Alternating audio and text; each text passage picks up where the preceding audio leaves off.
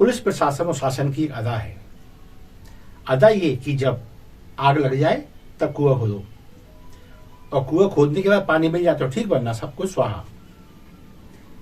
नतीजा विध्वंस, पछतावा और अनेक परिवारों की तबाही।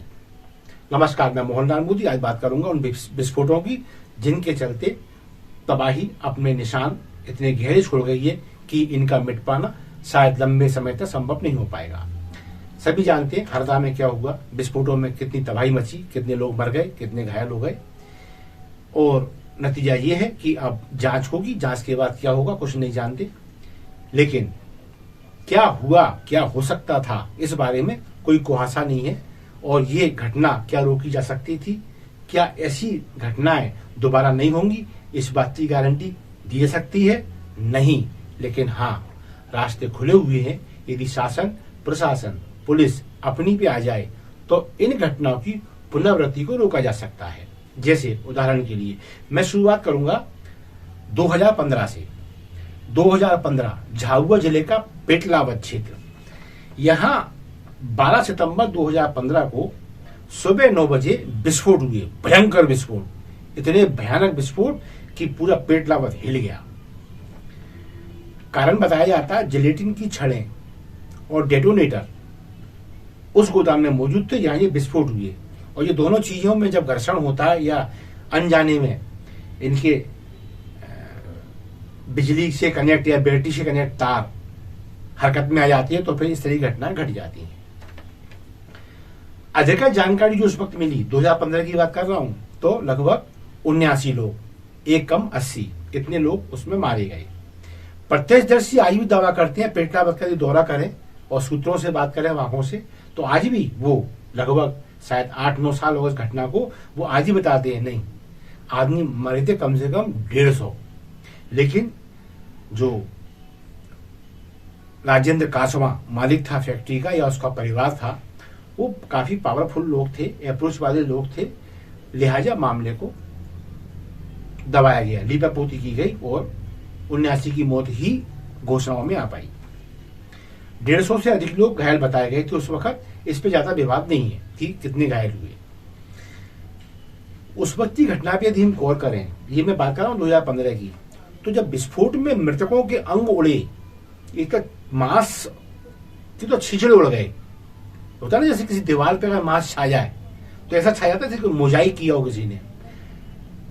और जो अंग थे जिनमें हड्डियां होती हैं, जांग हुई, पैर हुआ, कल हाथ हुआ, ये हड्डियों वाले टुकड़े 200 मीटर तक हवा में उछलते दिखाई दिए और ये 200 मीटर बाद जमीन पर गिरे, जिन्हें बाद में पुलिस द्वारा समेटा गया, उठाया नहीं गया, समेटा दिया। इतना ज्यादा मांस और इतना ज्यादा हड्डियों का ढेर लग चुका था। इस विस्फोट की गूंज बताते हैं 11 किलोमीटर की परिधि में सुनने को मिली। लोग दहल गए, कांप गए, किसी को लगा भूचाल आ गया, किसी को लगा बम विस्फोट हो गया। बहुत सारे मकान ध्वस्त हुए, बहुत सारे मकान कहना चाहिए क्षतिग्रस्त हो गए और आसपास के 17 गांवों के लोग प्रभावित हुए उस विस्फोट में। वो विस्फोट इतना बड़ा था, 17 गांव के लोग ऐसे थे जहां कहीं का आदमी घायल हुआ तो कहीं का आदमी मर गया। 17 गांव में एक गांव ऐसा नहीं था जहां कोई ना कोई मरा या घायल ना हुआ हो। ये इसकी कहना व्यापक स्थिति थी इस दुर्घटना की। और इस घटना के बाद इतना प्रबल विरोध सरकार का हुआ था, तब मुख्यमंत्री शिवराज सिंह चौहान थे, कि स्वयं मुख्यमंत्री को पेटलावद में यानी को झाबुआ जिले में 3 दिन वहीं ठहरना पड़ा था और वहां ठहरकर जांच एजेंसी को, शासन प्रशासन को और पुलिस को खुद कमांड करना पड़ा था। तब कई लोगों को लगा कि हाँ, सरकार गंभीर है और लोगों की घावों पर शायद मरहम लगाई जाएगी। इस विस्फोट में बहुत सारे लोग तबाह हुए, जाहिर है बहुत मरे और बहुत घायल हुए थे। मालिक राजेंद्र कांसवा समेत 8 लोग इसमें आरोपी बनाए गए 2015 में। और 2021 आते आते इस मामले में क्या हुआ, बड़ा आश्चर्यजनक। आप देखें कि इसमें तीन विभिन्न मामले जो दर्ज हुए इस विस्फोट को लेकर, उसमें 7 लोग तो पहले ही बरी हो गए और अंतिम आरोपी 2021 में 8वां आरोपी था, वो भी बरी हो गया। यानी 2021 तक सब खत्म, कुछ नहीं।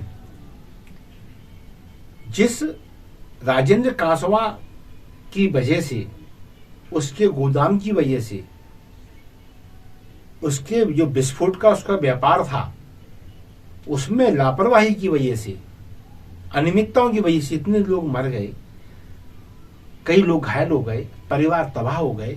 वहां स्थिति क्या बनी? 8 के 8 आरोपी 2021 आते आते बरी हो गए। यानी कुल मिला के 6 साल में सब कुछ साफ, एक भी आरोपी नहीं है, किसी को एक दिन की सजा नहीं मिली। ये स्थिति इस केस में हुई है। अब सवाल ये उठता है कि यदि इस केस में स्टडी ठीक कर ली गई होती, आरोपियों के खिलाफ ठीक साक्ष्य अदालत में प्रस्तुत हो गए होते, तो फिर इस प्रकार की घटनाओं की पुनरावृत्ति नहीं होती। लेकिन हो गई। हरदा में मगरधा रोड है। इस मगरधा रोड पर एक फैक्ट्री पटाखों की है, गोदाम कह लो, फैक्ट्री कह लो, वहीं बन रहा है, वहीं पैकिंग हो रही है, वहीं स्टोर हो रहा है। सुबह 11 बजे धमाके शुरू हुए इसमें, और धमाके की गूंज ऐसी रही कि आसपास के शहरों तक सुनी गई, गांव तो दहली गए। इस गोदाम के आसपास जहां विस्फोट होते रहे लंबे समय तक, वहां इसने सीरियल ब्लास्ट भी कह सकते हैं, लगभग आधा सैकड़ा घरों को भारी नुकसान पहुंचा है। कई मकान तो किसी लायक नहीं बचे, अब उनके पिलर तक टूट गए, इतना तगड़ा ब्लास्ट था ये। छतें उड़ गई, दीवारों में इतने बड़े होल हो गए कि आप एक मिनी ट्रक उसमें घुसेड़ दो। ये स्थिति है। गृहस्थी तबाह होना थी, हो ही गई, कुछ भी नहीं बचा।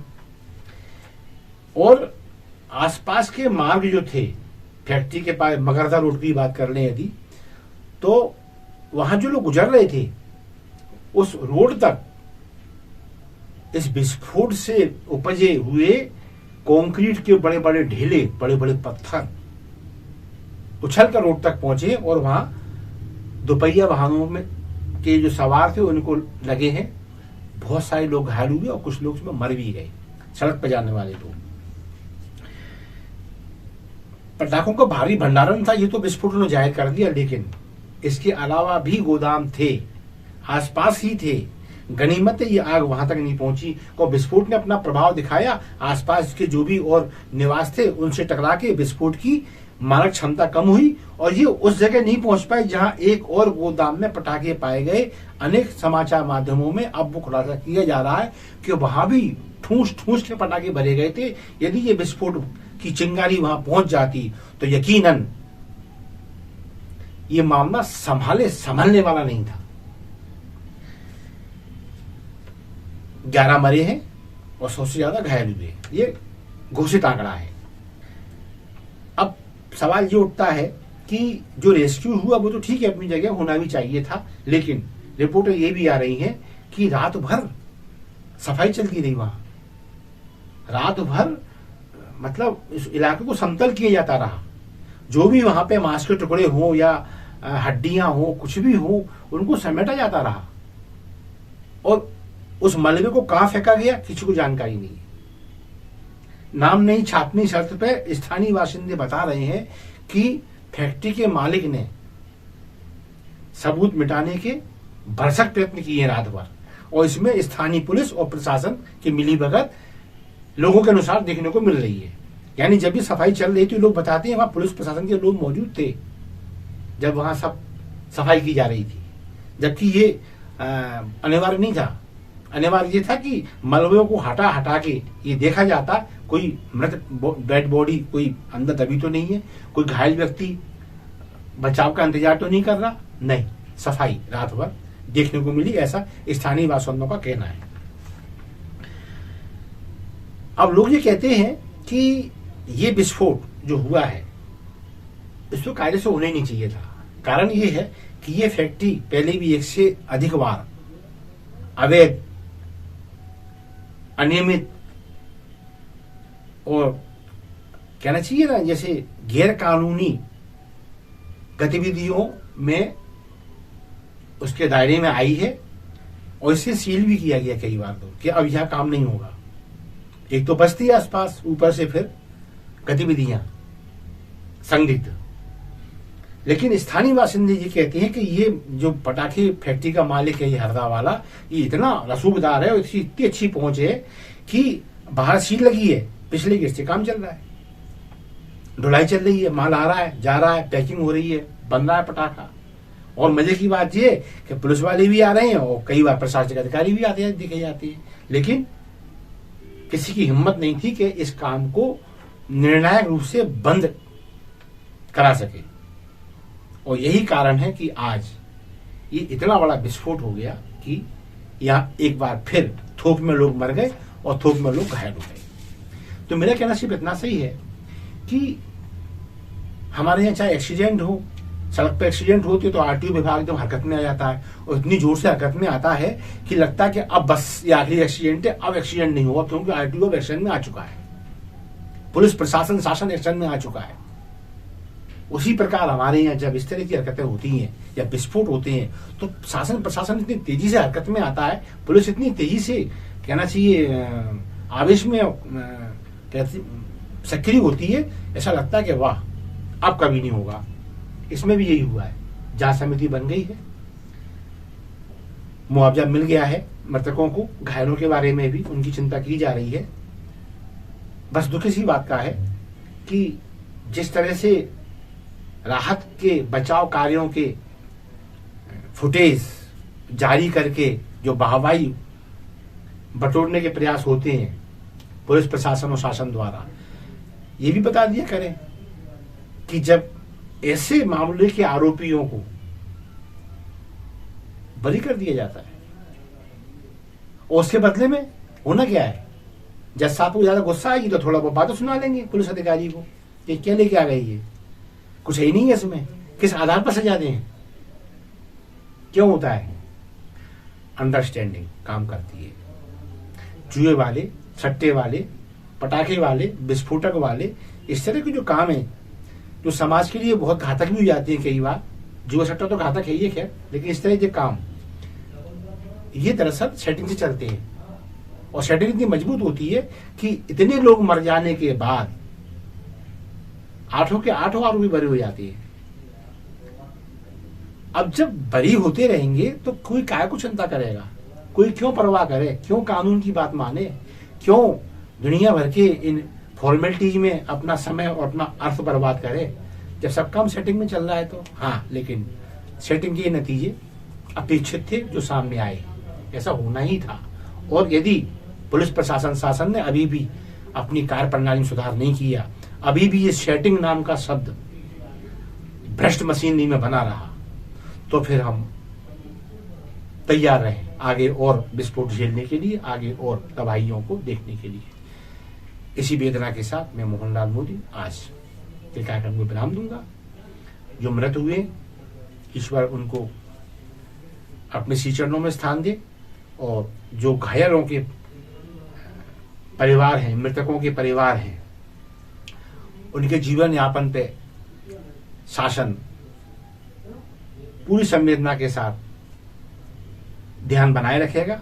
इस कामना के साथ मैं कार्यक्रम को विराम देता हूं और आपसे अपील करता हूं कि यदि हमारे कंटेंट आपको जन सरोकारों से युक्त लगते हैं तो प्लीज इन्हें लाइक दें, इन्हें शेयर करें।